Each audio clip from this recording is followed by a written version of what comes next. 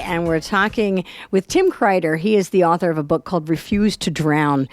And I would imagine drown is a pretty good word if you find out that there's a triple murder in the community and you find out that your son confesses to the murder, which is what happened with you, Tim. Alec is in a mental institution and he confesses to all the murders, and they invite you to do the right thing. How hard is it? I can't imagine. You ultimately turned your son in. Yes, I did. And at some point, did you consider not turning him in? Yeah, that was really the next, 36 to 40 hours was that mental, battle of what to do. I think ultimately, deep down inside, I always knew what I was going to do.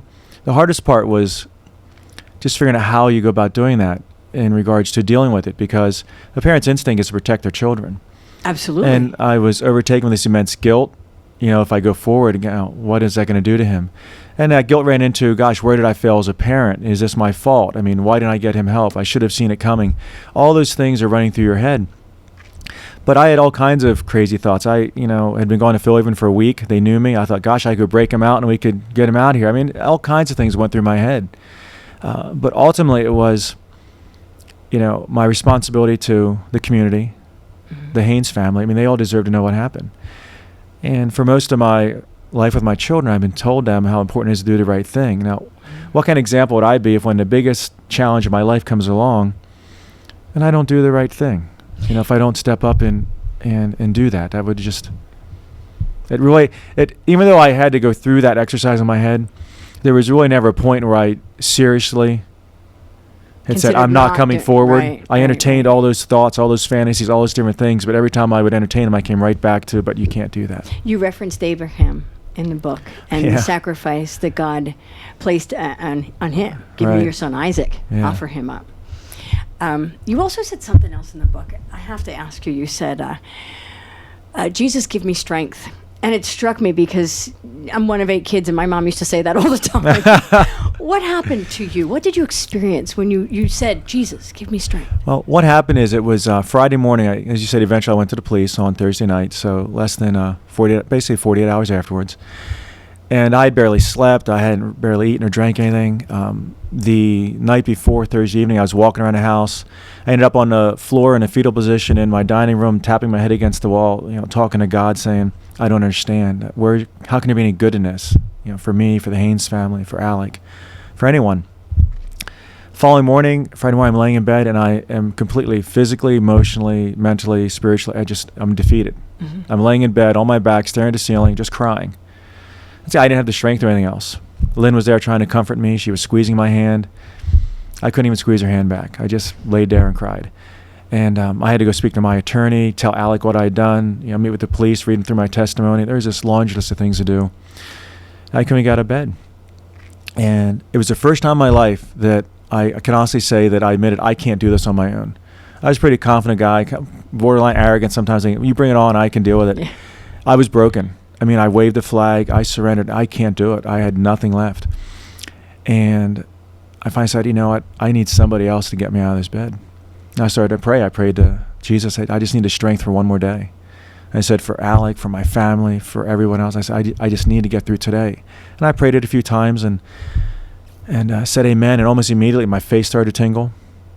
It moved up into my head, came down into my shoulders, into my arms, my chest. Yes, a physical tingling in my body. Mm-hmm. And I get a little sensation that every time I tell this story, I feel this little energy or tingling in my system. I moved down over my legs till my entire body was just tingling. And I started to shiver. I remember saying to Lynn, I said, I don't know why I'm shivering. I'm not cold, but it was just this incredible sensation. It lasted, I don't know how long it lasted, a few seconds, maybe more. And then it just went away. And I said, thank you, I believe. And it came back and just another flash. And it went away the second time. I stood up out of bed. I looked at Lynn and said, I can go help my son now. And I went and I showered, I shaved, I put on slacks and a nice shirt. I looked like a bum for a couple of days. You were rejuvenated. I was by rejuvenated. This sensation. Yeah. To the point I met with my attorney later in the day, and he asked me if I was okay. And I said, yeah, why? He goes, well, you look great. He was... You would have thought the next few days that I was in denial. I had a calmness and a strength about me. It was almost inappropriate. Were you in denial? No, not at all. I mean, knew what was going on. And that strength, was there for a few days. And eventually I would try and take the reins back and do it myself, and didn't do a very good job of that. So I'm hearing you say because you look good now. You look great. You look at peace. You look serene. Yeah. Is it because you're not doing it yourself? Is that That's what a you're big part saying of to it. me? I mean, I had to get to the point where I could accept what I'm able to and not able to do. And forgiveness is something I talk about a lot when I'm out speaking to groups. And when I finally got to the point where I could forgive myself for all the things I thought I did wrong and for all the areas I screwed up, and accept that. As parents, we do that. Yeah, we beat ourselves up. When something up. goes wrong, we say, oh, I should have, I could have. That was a big step, and then I was able to forgive Alec. And then the journey's just been really, it's probably a whole nother 30-minute segment or more just trying to discuss the journey I've been on, but it's been surrendering things I can't control and really focusing at the end of the day what's important. All this stuff that happens around us, we make it really important and really big. But for me, at the end of the day, the most important thing is my relationship with God and how I behave and react on a daily basis. Everything else is noise. It's stuff we focus on, we get consumed in, whether it's what our spouse does or our kids do or how much money we have or don't have or all those things. It's just stuff that distracts us from God and distracts us from taking care of ourselves and being who we can be. And I'm by no means trying to get a preacher. I'm not perfect at it. I have bad days too. But in general, I honestly feel the best I've ever felt. Physically, emotionally, spiritually, I feel in such a great space. Where's Alec? He is now in Shamokin Correctional Facility. It's actually called Pine Grove Correctional Facility, and it's outside Shamokin. You detail in your book at length the laws. I mean, it would seem obvious, and when I was reading, I thought, oh, well, there's an insanity. There's definitely an insanity plea. He wasn't right. So, not that he would get off, but that would be a consideration when it came to sentencing. That's not the case in Pennsylvania. No, Pennsylvania is one of the strictest thresholds to meet for mental health defense of any state in the union. So, did that make you angry? You mentioned had he been in New York, he may be in a mental institution as opposed to prison. I can't say it made me angry. It is what it was. So, I mean, it was just another thing to deal with, well, gosh, there goes that option. So it pretty much made me resonate myself to the fact of what his life was going to be, which is pretty much life in prison, But no shot at parole. His current sentence is 3 life sentences without parole. Three consecutive. He doesn't. Not concurrent. Now there is a Supreme Court ruling that indicated that mandatory life in prison without parole for juveniles is unconstitutional. Mm-hmm. So at some point he may be resentenced, but that's a big maybe. And even if he is, that doesn't mean they can't resentence him to the same thing. You seem to have come to terms with his sentence, that he will spend the rest of his life in prison.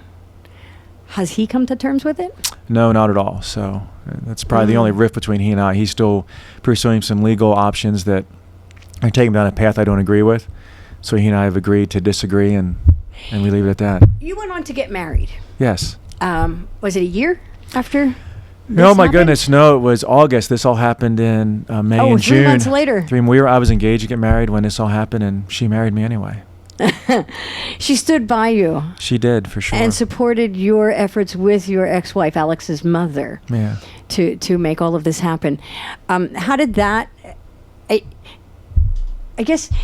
I want to think that was a good thing for Alec, because people wrote letters. Alec wrote a letter. And did you read it at the wedding? For the wedding, yes. That letter was profound, and I thought, wow, it was full of love, acceptance. Did that shock you? Well, there really seemed to be 2 sides to Alec, and that was the side you look at and go, how could the young man who wrote that have done what he did? Yes. And it is really a contradiction, and it was kind of interesting to get that, because I asked him, I wanted to be part of the wedding, so I asked him to write something for the wedding. Right. And that's what he had written. So. A pretty powerful letter. It was very powerful, yeah. Almost accepting and moving on and forgiving, like he did that. Right. And so now you have done that. You said a couple moments ago that you said to when you were on your knees at your worst, and you said, "I can't do this. How could any good come of this? Why is this happening?" Yet you found a way to make good come of this, and that's what you're doing right now. Correct. Yeah, it's the reason we wrote the book. And we also started a website called also-me.org. That idea actually came to me that Friday morning when I got the strength to get out of bed. I'm in the shower, washing my hair, just happy to up and about. And this thought pops in my head that I need to start a website for resources and motivational to help people out. And I almost said out loud, "You got to be kidding me. I just got out of bed." But in the same tone, I was kind of rejuvenated. I remember running downstairs to Lynn and saying, "I know what I'm going to do." And she reminded me later that I was still wet, just had a towel on. And I told her about, we're going to start a nonprofit and a website. And she said, "That's nice, honey. Go back upstairs and dry off and get dressed." But yeah, so we did that. I spent a lot of time and energy on that for a couple of years. It was kind of an outlet to help me focus on something other than all the bad. And then eventually wrote the book, Refuse to Drown, and now I go out and I speak and share my story and some of the lessons I've taken away. And the feedback has been absolutely amazing from people that have their own stories, their own tragedies, and the hope they get from what I share. Your book is very much a journal. That's where it originated from. And was that part of your healing process? I mean, did you seek help to get through this, to get to the place where you are right now? Yeah, I did many things. It was probably only a month or two after this happened, I contacted a place, started speaking to a psychologist. Mm-hmm. For me, that was a safe environment, where I could speak about all I'm feeling and not burden Lynn with it or other people, and just be honest and raw and broken, frankly. Was it hard to seek help like that? No, I'm really, I don't have an issue with that, because some people do. That's a sign of weakness. They think. I don't differentiate our mental health from our physical health. If you're not feeling well physically, you go see somebody to get help with that. I think mentally it's the same way. We get off balance. We have issues, whether it's your pastor or priest or another spiritual leader or a psychologist. Mm-hmm. I think we all need that sometimes, and it's essential. So for me, I did it when I was going through my divorce. I got some help and went and spoke to somebody. So what is Also Me all about? Well, the name originates from something my youngest son said when he was little. He used to say, "Also me" instead of "me too." And I thought it was really cute. And I told Lynn about that. So when I told Lynn I'd like to start this, I said, "What should we call it?" And she almost immediately said, "Also me." And it dawned on me that was the perfect name, because part of the big theme when I talk about is that none of us are alone. And if you're a room full of 5 or 5,000 people, you can turn to anybody and go, "Also me," or "Me too." Sometimes I'm hurt. Sometimes I'm confused. Sometimes I'm sad. Sometimes I don't get life. Whatever it is you're going through, everybody has or is going to go through something similar. So you're not alone. So the key to Also Me is they realize, hey, we all got our stories. So you're talking about the mucky muck that happens in anybody's life. Everybody have it. And one thing I tell people is not to compare my mucky muck or yours with anybody else's, because you know what? It's your story, it's your journey, and it's big to you. Don't compare it to somebody else's. Don't say, I have no reason to be upset or depressed or angry because what I'm going through is nothing compared to somebody else, because that's not true. It's your story. It's yours. I've heard once, just because you have a migraine doesn't mean my headache doesn't hurt. Exactly. And that's what you're saying. Yeah. So it's not a comparison. There's pain in life. There are difficulties. Yeah, and I think each of us is our charge or our challenge is to deal with whatever it is in our life in the best way we can. And so I can look at people and I see things happening all the time and go, man, how are they going through that? But it's their story. It's their journey. That's what they're going to have to come to terms with, just like mine is and whatever your story is. We all have them.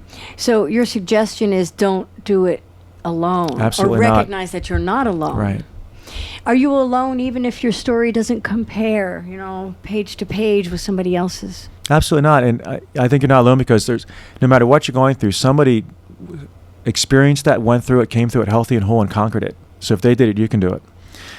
Also, I don't believe you're alone because I believe everybody, no matter where you're at, no matter who's hearing this, there is somebody around you in your life that cares about you, will help you, who loves you. If you say there isn't, you're not looking hard enough. Don't use that as an excuse, because that's the easy way to say, you know what, no, I'm all alone, I can't get any help. It's not true. Even if it's reaching out to a toll-free number or a website, there's always somebody, if you look hard enough, that'll help you. And obviously I shared some of my faith. I believe that there's a God that no matter where you're at, locked in the darkest room in the middle of nowhere, you're not alone. There's a strength there.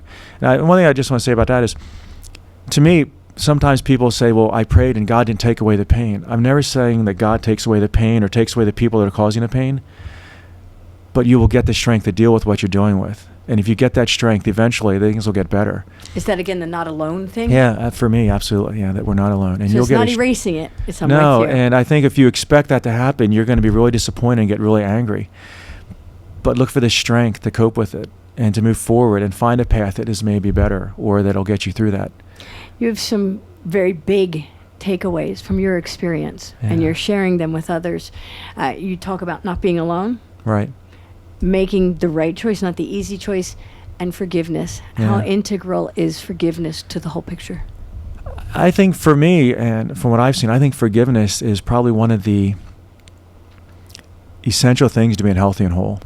It doesn't matter. For me, it really dawned on me early, and probably in my early mid-30s, when I realized how angry I still at my parents, and it was affecting my ability to parent, because I was bringing that anger, that lack of forgiveness, that animosity, whatever you want to call it, I brought that into my parenting.